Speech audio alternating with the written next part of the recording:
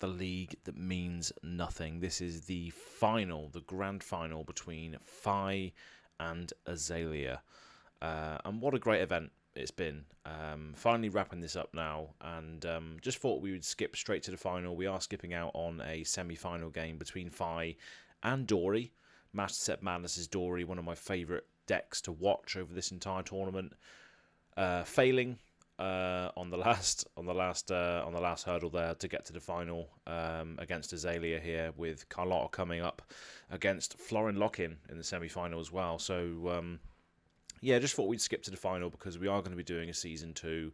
The link to the Discord is in the description box below, where you can join the Go Again Gaming Discord for registrations into Season 2. So make sure you go and do that if you want to get involved again. And yeah, it's going to be good fun. But just thought I'd wrap this up myself with the last game of the League That Means Nothing, and this is Phi versus Azalea. One that you'd think probably is Azalea favoured. But if Phi does get a significant life lead and the interaction isn't there from Azalea, the game can run away quite quickly. As we know, Phi is very aggressive, and I think there's a lot of parallels to be drawn with Zen as well, which obviously we're going to see a lot of very, very soon. But let's get straight to the game. Play. So both players cutting their respective decks for the grand final of this league that means absolutely nothing, and both representing here Anthony with Phi sleeves and Carlotta with Azalea sleeves, and they're doing what we call the Spanish way, because it was a Spanish team over at Fabritorium that introduced me to this particular shuffling method, which is like a sportsman-like way of doing it over webcam. And as we can see there as well, Carlotta is repping some of the Sigillit Games altars, which you can get as well using the GAG 4 alt discount code. You can go over to Sigillit Games, again, link in the description box below, to make sure you're pimping out your tokens and characters there. The Death Dealer and the Crow's Nest really looking cool, with like the crow's feathers falling down off of the altar. Yeah, as we can see, Carlotta's just taking some accountability here and making sure everybody's life totals are visible on the screen for the players here. So thank you very much. And as we can see there, Carlotta's got the Praise Be Azalea Cult membership card as well. So also she is going to be repping the Go Again Gaming Azalea board state trackers today, which she did receive in the mail from me recently, along with a load of other things.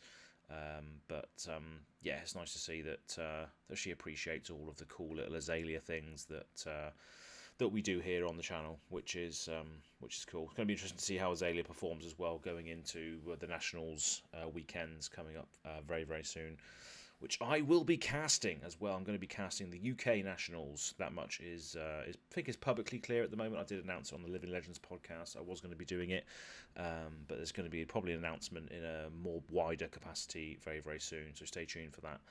But Carlotta is choosing to go first here, and starting off with putting a counter on the Tunic. Always a good thing to remember. I don't necessarily remember that on my streamed games in my career so far.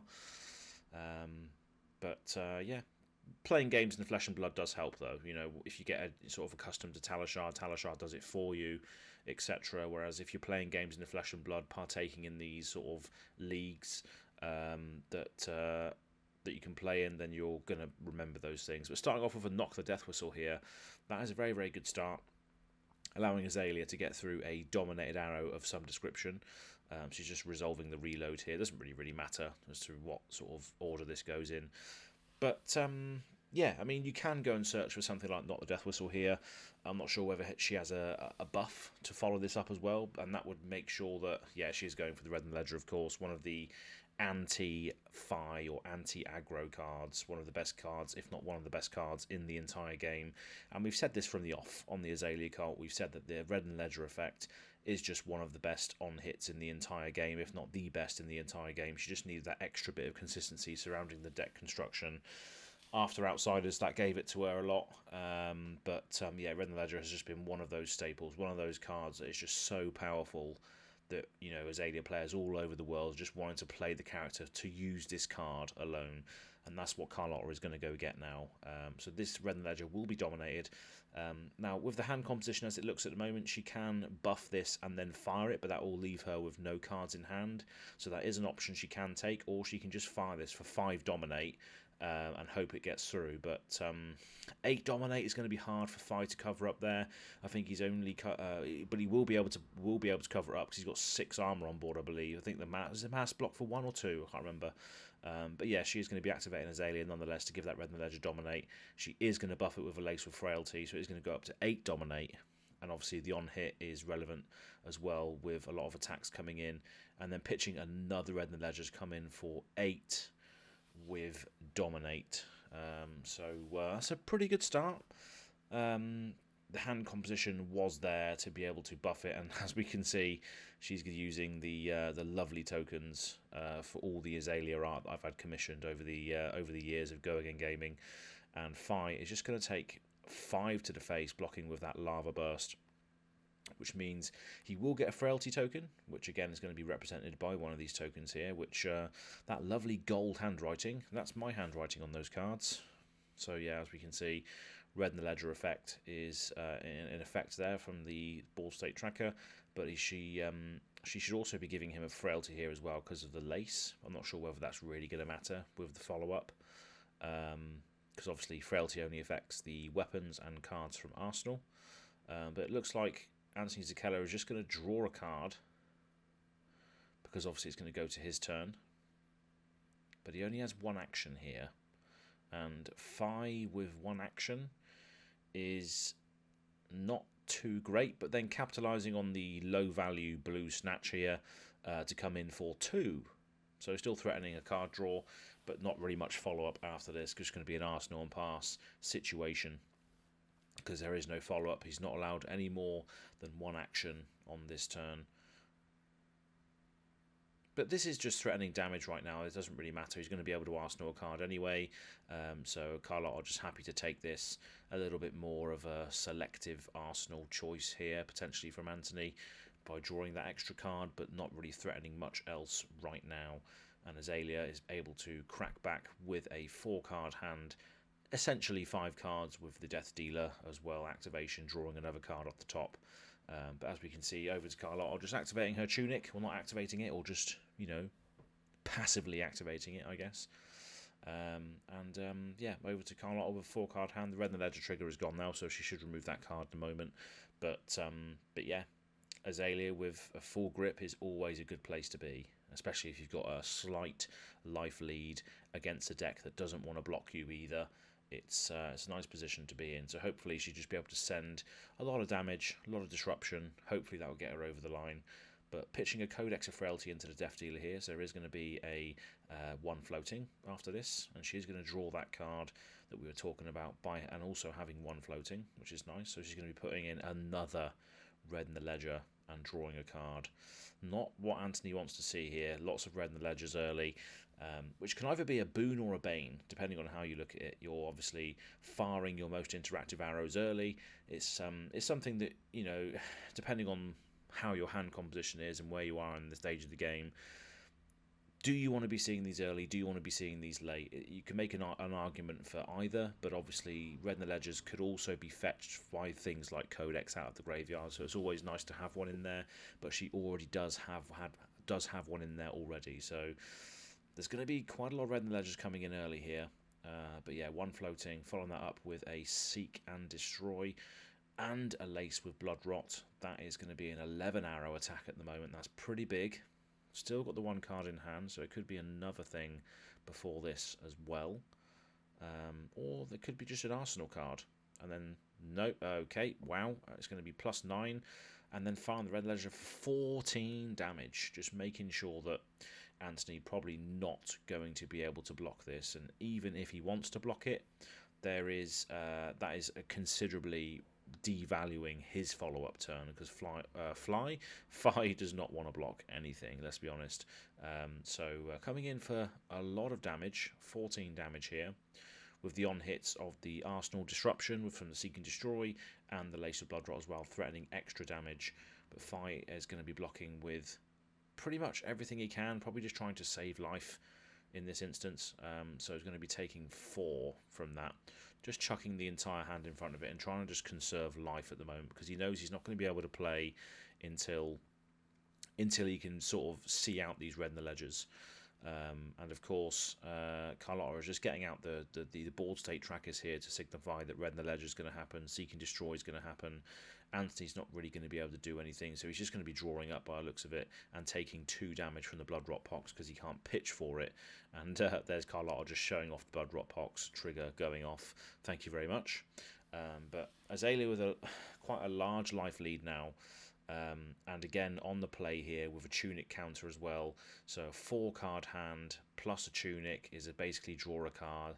So yeah, pretty good spot for Azalea to be in now, but if she now doesn't draw the interaction, the life gap can be closed quite quickly, because Fi doesn't want to block either, so Carlotta has to pray for interaction essentially, because if she doesn't interact with Fi's abilities, that's when the race can really begin, and that's when the race could potentially be lost as well. So 2 red in the ledgers down the drain. Hopefully she can draw into things like Codex and not Death Whistle to really get those cards back. There is only 1 card left in the deck for red in the ledger ability, at least for the knock, but also Codex can also fetch the red in the ledgers back out the graveyard again, but they're not going to be dominated, which is another thing which could be an issue.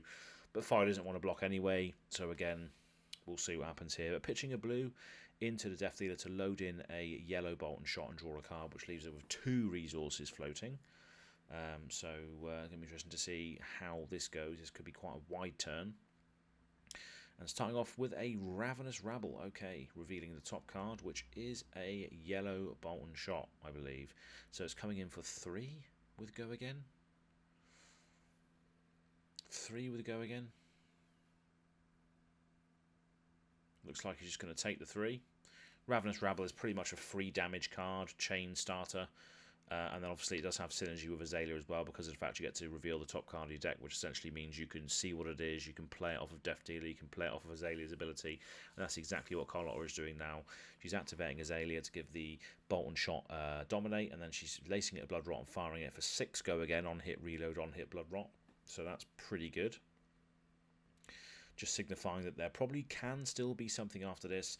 And the great thing is as well is that Anthony's going to block of all the equipment here to stop the reload. But the great thing is about bolt and shot is that obviously it doesn't matter whether it hits or not. It's the damned if you do, damned if you don't, because she can actually bullseye braces something in if she really wants to extend the turn.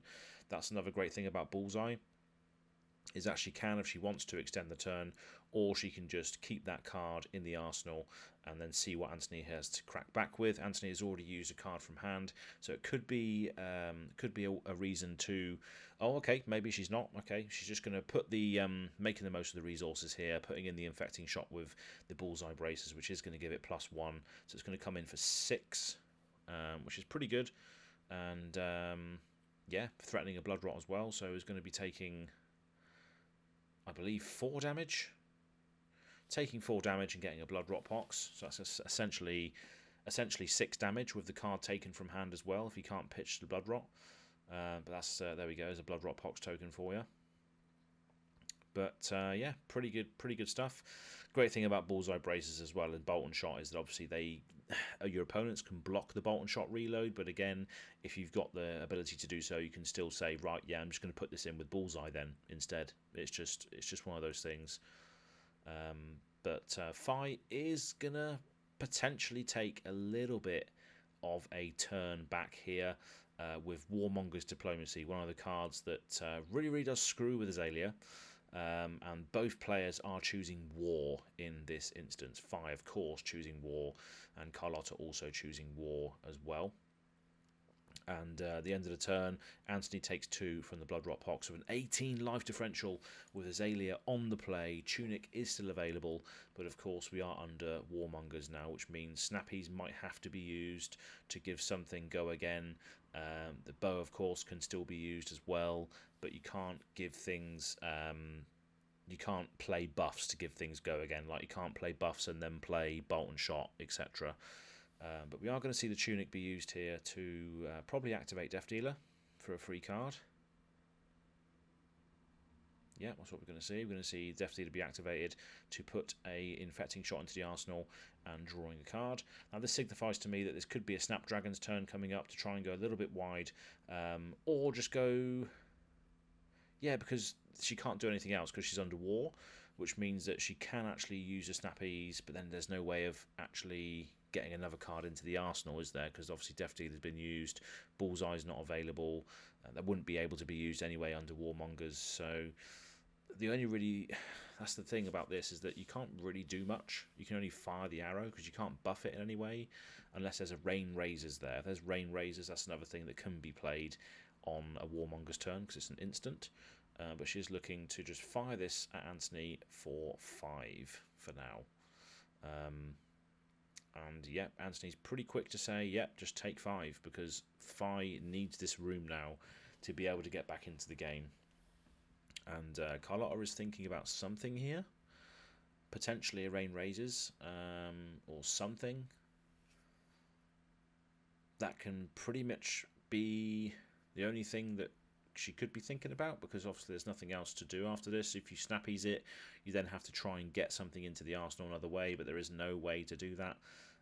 So I think she is just thinking about potential Rain Razors to push through extra damage here, but is it worth it? When you've got that much of a life lead, you can take quite a lot of damage and still have crackback on your next turn, with a full card hand and an arsenal. We haven't really seen any activations of Skullbone Crosswrap this game, but that's because it's very much a race. It's very much a race to the finish line, and hopefully Carlotta can get there first with the interaction. As we've seen already, the life differential is very much based on those red and the ledgers hitting and stopping Anthony in his tracks here. But this is a long and hard decision. It's just Carlotta's probably got the Rain Razors in hand and just thinking, do I want to just force through a little bit of extra damage in this moment in time, or do I want to hold on to it for something better? And it's hard to make that decision really, because Rain Razors is a fantastic card, but it is much better when you've got things like Codex, Bolt and Shot, lots of zero cost arrows, Bullseye Bracers. It's a lot better when you have all of those things available to you, which allow you to put things into the arsenal more than once. So yeah, this is a very, very long and hard decision, with both players still being on war, which means, you know, Carlotta can't really follow up with anything if she Snappies this, of course. So yeah, long and hard decisions as to what she wants to do in this moment, which can only signify that there is a Rain Razors somewhere, somewhere in hand. Because I don't think there's any other decision points, perhaps, in this moment in time. But yeah, still 5 coming in with the infecting shot, basically 7 with the blood rot pox. So if he wants to take 5, he can, but obviously he has to pitch to the blood rot to not take another 2 afterwards. But yeah, decisions still being made here, and it looks like she's really thinking about the decision here as to what she wants to do. But it looks like they're just going to let it resolve. Anthony's going to take 5 and get a blood rot pox token, and that looks like it's going to be the end of the turn here under Warmongers. And Carlotta choosing to arsenal a card and then carry on with the end phase here to draw up. And now she is not under Warmongers anymore. Fi, however, is coming in with a Rising Resentment for 3. So obviously if this hits, you can banish a card from your hand with cost less than the number of Draconic Chain Links you control, which I believe would be just 1, and then you can play it. You can play it this turn. But she's just going to say no blocks on this. And of course, Art of War's coming out. Banish 1 to draw 2 and +1 damage. So she's actually going to be taking 4 on this Rising Resentment instead, after the resolve of the Art of War, which I think is just what's happening here. And now she's going to take 4. Yeah, let's go down to 34. So this could be the room that Fi needed to really try and get back into this game. But I've got a feeling that Azalea is just not going to block any of this. She's got quite a big life lead here, and 5-card hand with a Skullbone. There's a lot of things going for her on her next turn. She's just going to say, yep, no blocks on the Searing Ember Blade coming in for 3. And 5 is just going to carry on coming in hard here. Coming in hot and hard. With many cards. And I think we're going to get this similar sort of feeling when we see Zen out in the wild very, very soon. Coming in for Blaze Headlong for 5 because of the Art of War. 5 go again for nothing. It's pretty good. And again, Azalea is just going to say, yep, I'll take it. 11 life differential right now, with 5 still on the play, with 2 cards in hand, I believe, and Art of War still available. Well, not available, but active. So yeah, big swing back turn here, but is it enough? Okay, he's deciding to crack the Pounce Damasking links on the Blaze Headlong hit. So he's going to go search for an attack action card with 2 or less power, or base power, well, just 2 or less power, banish it and then shuffle. He may play it this turn, looking for Assault the Wound. Okay. That's going to be pretty big when that comes in. So this is probably going to equalise the life totals at least, with 5 probably taking a life lead after this turn. So he's still got 2 cards in hand, plus the Assault the Wound that he's just gone and searched for, which is, of course, is going to get the buff as well from Art of War as well, which is pretty good. Choosing, now he's just asking how do you want me to cut the deck? Carlotte's just saying, yep, just split it in half, and off we go. Here we're going to carry on here. He's going to activate Phi to come in with a Phoenix Flame for 2. Taking 2. This chain is getting longer and longer. Coming in with a Brand of Cinderclaw for 2 because of the Art of War. Again, just going to probably take it to the face, down to 22. And then a Lava Burst for 6. And he can snappies that and then Salt the Wound. Yeah, wow. That is pretty crazy. Salt the Wound coming in for... Wow. That's... that's a lot of damage. Yeah, wow. Look at that chain. That is horrendous. I think I've already adjusted the life totals here in post-production, but going down to 7 life. Not lethal, which is the concerning part, but the life has just flipped on its head there. That is crazy stuff. Crazy numbers from Phi there. Absolutely insane. And that is pretty much what both of these decks want to be doing. Just playing a boatload of cards every single turn. But yeah, Anthony taking 2 from the Blood Rot Pox, well remembered from Carlotta. But now she has her first Tunic trigger on there. But first, Skullbone Crosswrap activation of the entire game. Flipping up a Rain Razors, that was the card she did have in hand. Just deciding what she wanted to do with that on the last turn there. But she has revealed the top card of her deck. Well, not revealed, but looks at the top card of her deck with Skullbone, just deciding how she wants his turn to play out. But Rain Razors is there. It's going to affect every arrow that is fired after this. But ideally, you need to be using things like Codex and Bullseye Bracers to really, really get the value out of Rain Razors, unless you're trying to combat trick Rain Razors. But we are going to see a Knock the Death Whistle being played, which is a good time to go and find that other red in the ledger, which is the thing that interacts with Phi the most. Phi doesn't really have much armor block left. He has 1 left on the Flamescale Furnace, plus a card from hand, because this will be dominated. So that's a block of 2 or 3, so probably 3. So he's going to be able to block 4 of this dominated arrow, and that's at least coming in for 5 with no buff behind it. So this looks like a pretty good spot for Carlotta to be in now, to interact with Anthony and send damage his way towards the later stages of the game. Is probably where you want to be right now, with a still a huge grip. After the red in the ledger goes in dominated, she's still got 3 cards to follow up with, so it could actually be an 11 red in the ledger dominated if you play 2 buffs and then pitch to fire it.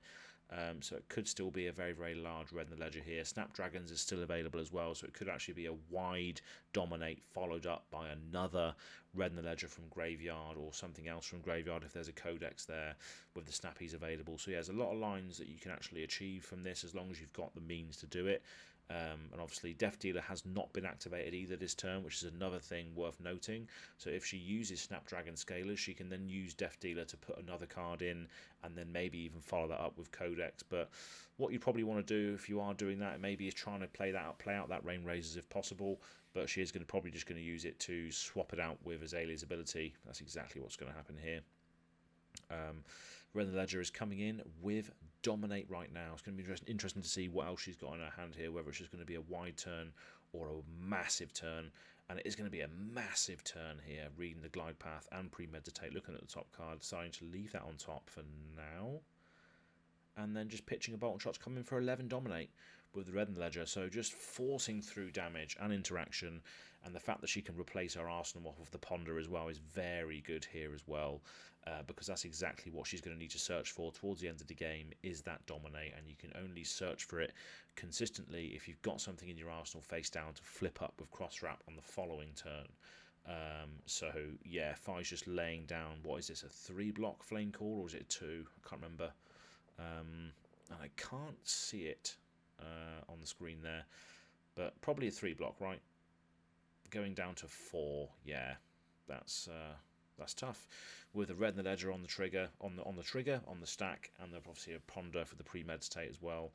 Red and Ledger tokens and stuff being used. Obviously, they are available on GoAgainGaming.com. If you go over there, you can buy those. There's only 6 sets of those left as well, by the way. So if you want them, go and get them. International shipping is available. Ponder's going to crack, and that's going to refill Azalea's arsenal, which is pivotal towards the end of the game here. But Fi still going to be able to come back with something, but still under the effects of Red and the Ledger. Those Red and Ledgers have come at pivotal times here. But that's a pretty good follow-up from Fi. Anthony Zakella coming in with a Command and Conquer, which is going to threaten the arsenal she's just established. So that's a pretty good follow-up to Red and the Ledger. Probably one of the best things you probably could throw at Azalea at this moment in time, when she's set up the arsenal and she's set up the ability to opt to top of her deck to try and find that lethal Dominate. This is probably one of the best things you can see. But this is going to force Carlotta to block with 2 cards if she values the arsenal. But also, it can just, yeah, it's just screwing up the setup turn. That's basically what it's doing here. She can no blocks this and just not care about the card in the arsenal going down to 1 against Fi. It all depends on what the hand composition is, to whether she can get another Dominate or more evasion through. But it looks like she is going to be blocking for 3 and letting the Remorseless in the arsenal die. So going down to 4 apiece here, with Azalea on 3 cards and Fi having established an arsenal and drawing up to 4. So this is going to be a pivotal turn here, because if Fi's allowed to keep all of those cards, I think that's probably game over. So Carlotta needs to threaten something here. And and what a threat it is. It's going to be, wow, okay then. That's pretty good. So fetching out a 0-cost arrow here is probably the only option. So it's going to have to be the Searing Shot that she just blocked with earlier. And she hasn't activated the cross wrap this turn either, so she can do that now before she decides to fire this as well, because it does come in face down, so she can still potentially find a Dominate here, unless I missed the Skullbone cross wrap. No, because it was blown up, wasn't it, from the turn before? So this is something that you can use, cross wrap now before you fire it. You can cross wrap it, which she is going to do. Something that I forget quite a lot as well is that if the Codex of Frailty actually puts it in face down, so you can actually use cross wrap on the same turn if you don't have an arsenal, which is pretty good. But she's just going to fire it raw. It's coming in for 10. So 10, if it hits, death basically, but if it hits you get another damage, so that can screw with a little bit of maths there. But also a Ponder as well, refilling her arsenal for the inevitable Dominate that she's looking for to end this game. But Fi in a position where he needs to block a lot, and obviously Fi doesn't have great blocking options.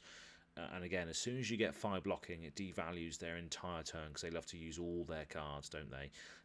So blocking with a couple of interesting cards here. We got the one from Heavy Hitters. What's it called? I can't can't remember what it's called there. The blue one. Nasty Surprise, that's the one. Nasty Surprise, Ancestral Empowerment, Brand of Cinderclaw, and then something else as well being thrown under the bus here. The Flame Scale, I think, for 1. I think all of those block for 9, so he's taking 2, 1 from the actual arrow itself and then 1 from the effect of Searing Shot, and he's going to be getting a inertia as well, so he's not going to be able to Arsenal card here, which obviously protects Carlotta against extremely wide turns later on. But refilling that arsenal here, going to Anthony going to 2 is, again, another good spot for Azalea to be in, as Fi is forced to block cards this late in the game. But that's not a bad, again, not a bad follow-up here. And then Lightning Strike for 6, because it came from the arsenal, because of the frailty is affecting it. But coming in for 6, still lethal.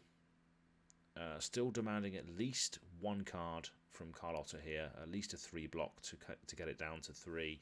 To get it down to 3 coming in to take 3 and go to 1. That's probably what the thing is here. But also on Carlotta's follow-up turn, that card doesn't really matter because she's going to be able to use the Tunic trigger anyway. So she's effectively got 1 pitch on armor rather than 1 pitch in hand. So that's probably what the play is going to be. It's just defend for 3, go to 1, and then see if you can dig out a Dominate to finish this off, because Anthony has got no block left on his armour.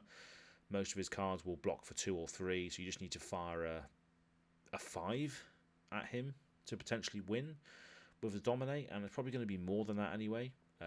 But it's just the fact of this stage in the game, do you really want to try and... I guess you probably have to try and play to the out of, I need a Dominated Arrow.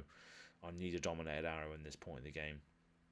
But also, Anthony is on 2, which means if she can go wide with things like Snapdragon Scalers, that is also another option to attack on, because, you know, depending on what that is in the arsenal, if that's a Bolton Shot in the arsenal, that is a great turn starter, or even something like Ravenous Rabble at this point. Anything with Go Again innately is going to threaten cards at this point. So yeah, she has to think long and hard about how she blocks this, because there are a couple of avenues that you can play here. There is the go wide angle with Snappies, and there is the dominate angle with Azalea. It just depends on what the cards are that she has in hand as to what avenue probably looks the most likely to win on.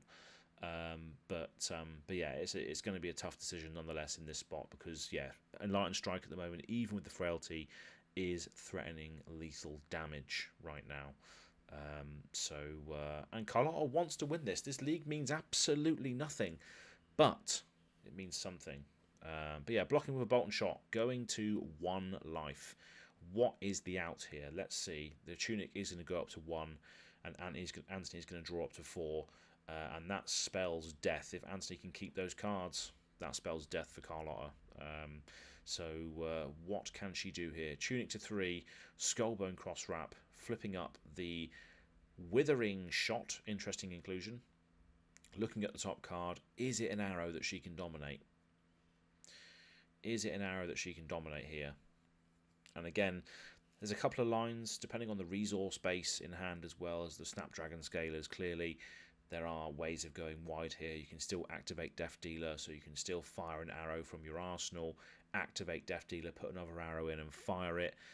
So there is a line there, but can she find the dominate? I think, yeah, again, we can't see the hand, so we can't make too much judgment on it, but I think there are a few ways that you can threaten the hand of Fi right now in this moment, but we will see.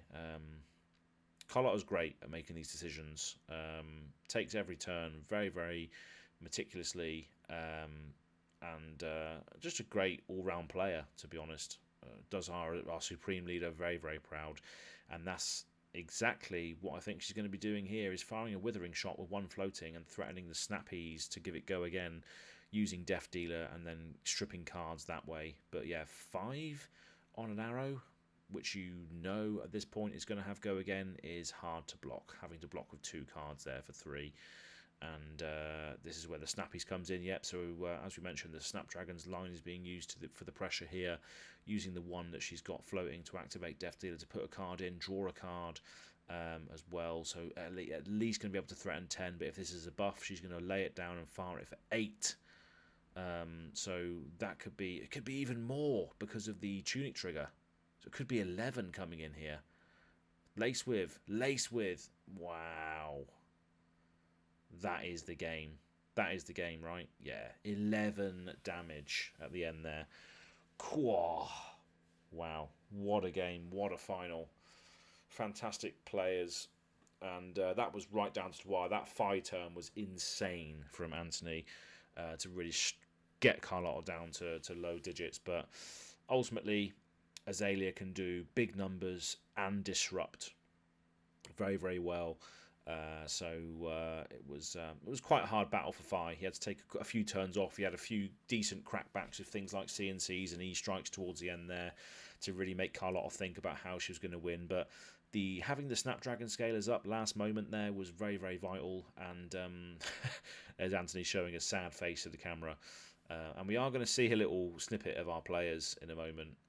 The camera's going to turn to them in a moment, because I remember editing this in post-production. But yeah, great game all round, with the outs of Azalea being Snapdragon Scalers to go wide, or the Dominates, try and find Dominated Arrow. And yeah, good to see Snappy's winning the game there at the very end to strip cards from Anthony. But that is pretty much it for the league that means nothing. We are going to see a little shot of our players. Here we go. This is the sleepy face. Here we go. In my Winnie the Pooh's pajamas, of the winner of the. Hi there, hi there, Anthony. Well, that was it. Thank you. Take care of yourself. This I'll see you brought me around. some luck. Thank you. Yeah. So that was it. The league that means nothing comes to an end, and I want to thank everybody for joining me along the way. All the people that wanted to come in and do some casting, I appreciate all of you. All the players that got involved, even if you dropped out early, myself included. It's been a wild ride. Thanks to everybody who's tuned in, everybody that joined and played and all that. And there is going to be a season 2 as well. So if you join the Discord, link description box below, it's going to be held in the Go Again Gaming Discord. There was a separate Discord for it initially, but yeah, the League That Means Nothing 2, season 2, will be held in the Go Again Gaming Discord. So the link is in the description box below for that. And yeah, we'll see you to do it all over again very, very soon. And yeah. Looking forward to the national season. It's going to be fun to see where all the new heroes turn out and how good they're going to be with good pilots. We'll see you soon. Cheers.